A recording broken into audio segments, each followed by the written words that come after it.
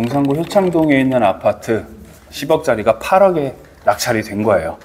8억에 낙찰이 되면 누구한테 가장 먼저 돈을 줄 것인가? 빠르게 핵심만 듣다 보면 늘어나는 경매지식 재보경.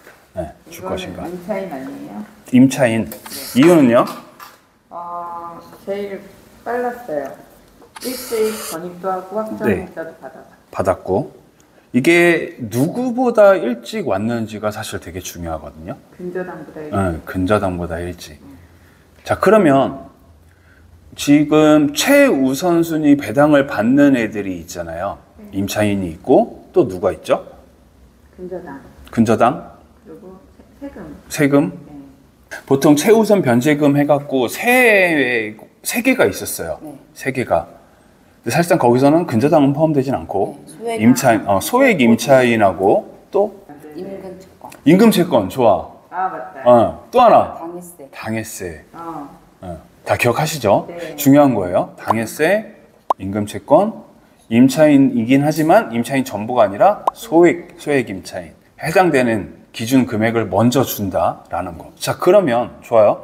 임차인을 먼저 주겠다라는 건 좋습니다. 그러면 얼마를 먼저 줄 것이냐? 1억 4천을 그냥 한 번에 다 먼저 주실 건가요? 아니요, 이제 소액보증금. 네. 소액보증금. 좋아요. 그럼 얼마일까요? 5천. 5천. 좋아요. 그 이유는 지금은 5,500만 원까지 올랐잖아요. 5,500. 16억보다 낮잖아요. 이게 14억이니까. 1억 4천. 1억 4천. 1억 4천이니까. 원래 1억 6천 미만이고 5,500까지니까. 5,500까지니까. 그러면 전입도 됐고 확정도 됐고 그러니까 소액보증금에 해당이 되므로. 네. 그러면 5,500만 원 줘야 되는 거 아닌가? 5,500. 그러면 5,500 준다라고 생각하시는 거예요? 2021년 5월 1일 네. 기준으로 네. 1억 5천 미만은 네. 5천만 원을 지급한다라는 네. 시행령? 정답이죠. 이게 정답입니다. 뭐냐면 임차인 밑에 있는 근저당이 이제 얘를 기준으로 등기부등본이 정리가 되거든요. 근저당. 얘가 언제 설정됐느냐에 따라서 내가 얼마를 받을 수 있는지가 결정이 되는 거예요. 예를 들어서 그 아까 말씀하셨던 보증금이 1억 6천 이하면 5,500을 받잖아요. 그게 만약에 22년 2월이라고 가정해 볼게요. 근저당이 그래서 22년 3월 달에 설정이 됐어. 그렇다면 임차인인 저는 5,500을 먼저 받는 거죠. 5천만 원이 아니라. 하지만 지금 같은 케이스에서는 근저당이 21년도에 설정이 됐기 때문에 그 당시 기준에 따라서 5천만 원을 먼저 배당을 받는 거예요. 이해되시나요? 네. 그래서 1번 임차인이 먼저 5천만 원을 받아간다. 네. 물론 여기서 제가 지금 뭐 경매 비용이라든가 그런 건 이제 안 적어놨으니까. 자, 그러면 두 번째 이제 누구 줄까요? 근저당? 또 다른 의견 없으세요? 그냥 내키는 대로 주시는 거예요, 혹시? 아니요. 자, 그럼 근저당 주는 거 다들 동의하시는 거예요? 동의하세요? 자, 보세요. 그러면 좋아. 1번 임차인은 소액 임차인에 해당이 되니까 5천만 원은 먼저 줬어요. 5천만 원. 자, 그러면 임차인이 지금 못 받은 돈은 이제 얼마죠? 9천 아직 못 받은 돈이 있죠. 자, 그러면 임차인이 9천만 원을 먼저 받아가느냐 아니면 근저당의 하나은행이 먼저 받아가느냐 또 따져봐야 돼요. 기존에 임차인이 5천만 원을 받아간 건 그 최우선 변제 항목에 들어가기 때문에 받은 것 뿐이에요. 하지만 아직 9천만 원이 남아있어. 그러면 이 돈은 언제 줄 거야? 그것도 생각을 해봐야 되는 거예요. 자, 그러면 임차인의 9천만 원이 먼저일까요? 근저당이 먼저일까요? 근저당? 이유는요? 최우선 변제가 우선이고 그 다음에 근저당이 우선. 그 다음에 근저당이, 그러니까 배당 순위로 따져봤을 때. 그런데 그 근저당과 동순위에, 같은 순위에 임차 권리도 있었어요. 기억나시나요? 임차 권리. 네. 그러면 같은 순위에 있는 것들은 어떤 순서로 나눠준다고? 같은 배당 순위에 있는 것들이 나눠 갖는 순번, 기재된 날짜. 기재된 날짜 순으로. 그러니까 우리가 그런 거야. 우리 똑같이 4명이 누군가한테 받을 돈이 있어요. 근데 먼저 빌려준 사람이 먼저 배당을 받겠다라는 뜻이에요. 그러면 임차인과 근저당의 날짜를 비교해 보시면 어때요? 임차인이요. 그러면 이제 근저당보다 임차인이 먼저 바당을 받아가는 게 말이 되나요? 네. 자, 근데 또 하나은행 밑에 거가 뭐예요? 조세채권. 용산구청이잖아. 그러면 압류가 용산구청이면 이거 어떤 세금이라고 생각해 볼 수 있을까요? 국세. 국세. 보통 국세는 어디서 들어온다? 세무서에서 들어온다. 혹은 그 외에 보기는 힘들지만 뭐 검찰청, 경찰청, 혹은 국 이렇게 써 있는 경우가 있어요. 그런 것들은 국세지. 네. 하지만 지금 용산구청, 뭐 아니면 용산구 이런 식으로 적혀 있는 건 말 그대로 지방세죠. 근데 좋아. 얘는 이제 지방세라고 따져요. 근데 우리가 지금 매각되는 아파트가 용산구 효창동에 있는 아파트잖아요. 네. 당해세에는 국세만 있는 게 아니라 지방세도 있거든요. 네. 자, 그러면 이 용산구청 거 당해세일 확률은 없을까요? 있어요. 있죠. 아닐 수도 있지만 같은 아파트, 같은 구에 있는 거니까 당해세라고 생각을 해볼 수도 있어요. 그러면 당해세면 최우선 변제에 들어가는 애잖아요. 네. 그러면 사실상 또 근저당이나 임차인보다도 먼저 받아갈 수 있는 것도 아닐까요? 어떻게 생각하세요? 엄밀히 말하자면 이 3번 용산구청이 압류가 들어온다라는 건 그 전에 미납이 이미 있었다라는 거잖아요. 그쵸? 네, 그 전에. 언제인지는 모르겠지만 언젠가부터 미납이 있었을 거야. 하지만 미납이 있는 상태에서 과연 하나은행이 대출을 해줬을까라고 추론을 하셔야 돼요. 예. 원래 대출할 때 서류 다 받고 해주잖아요. 세금 완납증명 다 받으니까. 그러면 압류가 근저당 밑에 있다라고 하면 아, 얘는 하나은행이 대출을 해줄 당시에는 세금 체납이 없었을 거야 라고 생각을 하셔야 돼요. 자, 그러면 언제인지는 모르겠지만 어쨌든 이 용산구청에서 건 압류는 21년 11월 1일보다는 늦은 세금일 거라는 거죠. 여기까지. 이해 안 되시는 거 혹시 있으실까요? 이게 되게 많이 나오거든. 이게 정말 많이 나오는 케이스예요. 그래서 이건 잘 알고 계셔야 돼요. 자, 그러면 역으로 만약에 2번에 있는 게 근저당이 하나은행이 아니라 예를 들어서 그냥 개인이에요. 그냥 일반인이야. 그렇다면 우리가 지금 방금 예상했던 것처럼 개인이 근저당을 했으니까 밑에 있는 압류도 근저당보단 늦을 거야 라고 생각하는 게 안전할까요? 위험해요. 보통 우리가 개인이 근저당으로 막 대출해주고 할 때 너 세금 완납된 거 나한테 보여줘. 이거 솔직히 쉽지 않거든요. 아, 그래요? 그렇죠.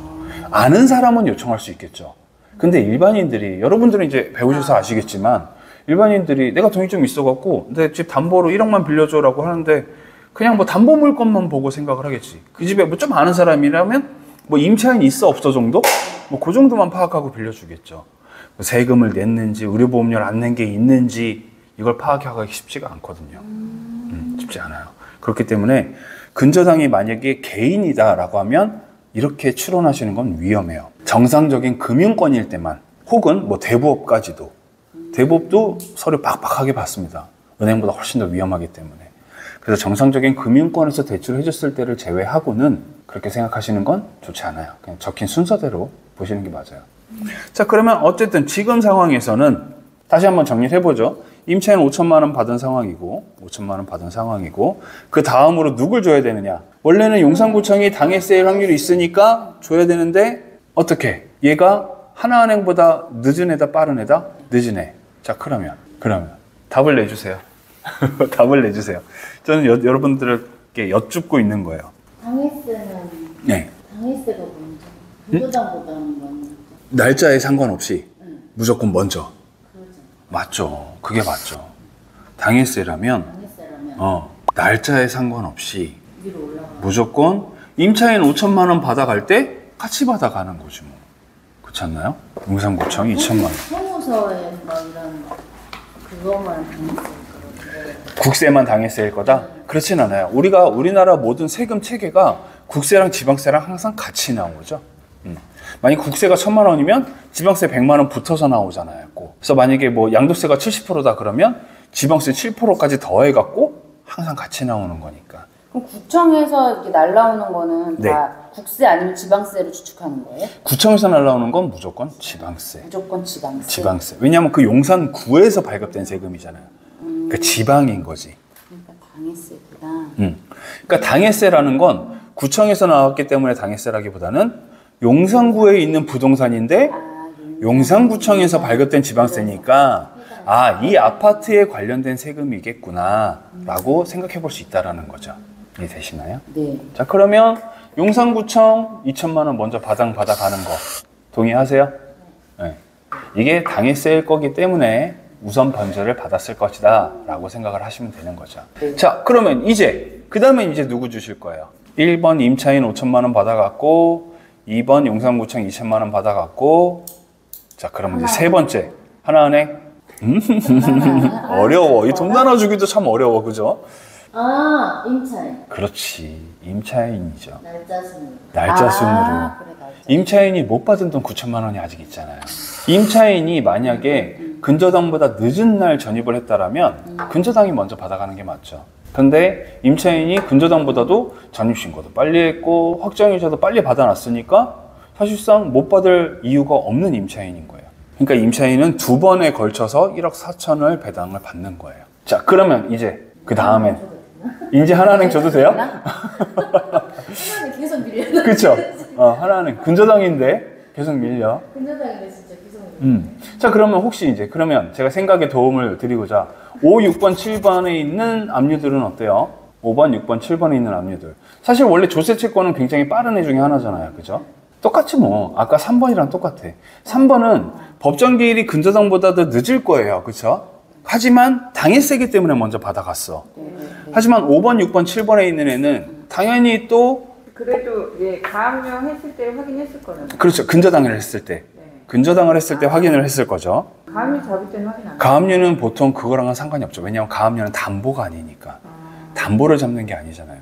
보통 근저당은 내가 너한테 돈 빌려줄게 라는 영수를 남겨두는 게 근저당인 거고 가압류는 너 내 돈 갚아 라고 하면서 강제력을 행사하는 거니까 조금 성격이 다르죠. 자, 그렇다면 5번, 6번, 7번에 있는 압류는 조세 채권임은 맞는데 근저당보다는 늦을 거라는 말이죠. 왜? 근저당이 대출을 해줄 때 확인했었을 거니까. 이 세금이 체납이었다면 대출을 안 해줬겠죠. 네. 그러니까 5번, 6번, 7번은 하나은행보다는 늦어. 그런데 또 강남, 도봉, 중구세무서니까 당해세도 아니죠. 그러니까 얘네들은 비빌 구석이 없죠. 네. 자, 그러면 이제 하나은행 줘도 되나요? 네. 그쵸. 이제 하나은행 줘도 되는 거지. 1, 2, 3번이 이런 순서대로 나눠 갖는 거예요. 그냥 막 배당이 되는 게 아니라. 자, 예를 들어볼까요? 지금 임차인이 5천만 원 받아갔고 그 다음에 용산구청이 2천만 원 받아갔고 그 다음에 임차인이 9천만 원 받아갔잖아요. 자, 그럼 이걸 합치면 1억 4천, 1억 6천이야. 진짜 극단적으로 이 아파트가 만약에 1억 5천에 낙찰됐다고 가정을 해볼게요. 1억 5천만 원에 낙찰이 됐어. 그럼 1억 5천만 원을 갖고 우리가 돈을 나눠줘야 되잖아요. 그러면 임차인 먼저 5천만 원 받아갔을 것이고, 자, 그럼 이제 1억 남아요. 그 다음에 용산구청에서 2천만 원 받아갔어요. 그럼 이제 8천만 원 남아. 그 다음에 임차인이 9천만 원 받아가야 되는데 줄 돈이 8천만 원밖에 없어요. 이러면 이제 어떻게 되냐? 그거만 받고 땡. 땡? 아닌데. 어떻게? 임차인은 대항력도 있고 돈을 받을 권리도 있는 사람이에요. 그러면 낙찰을 받은 사람이 1천만 원 물어줘야 되는 거예요. 물어줘야 돼? 물어줘야 되는 거예요. 왜? 대항력이 있는 임차인이니까. 이 사람을 내보내려면 내가 1천만 원 줘서 내보내야 되는 거예요. 이래서 배당 순위를 따져봐야 돼요. 아, 임차인이 얘는 돈 다 받아가는구나 라고 생각을 했는데 밑에 뭐 세금 때문에 좀 빠져나가고 근저당 때문에 빠져나가고 하다 보니까 임차인이 돈을 덜 가져가는 거야. 그러면 나 이거 싸게 잘 받았다 했다가 봉변 당하는 거예요. 임차인이 못 받아가는 돈이 생기니까. 네, 그래서 이 돈을 대략적으로는 계산을 해봐야 되는 거예요.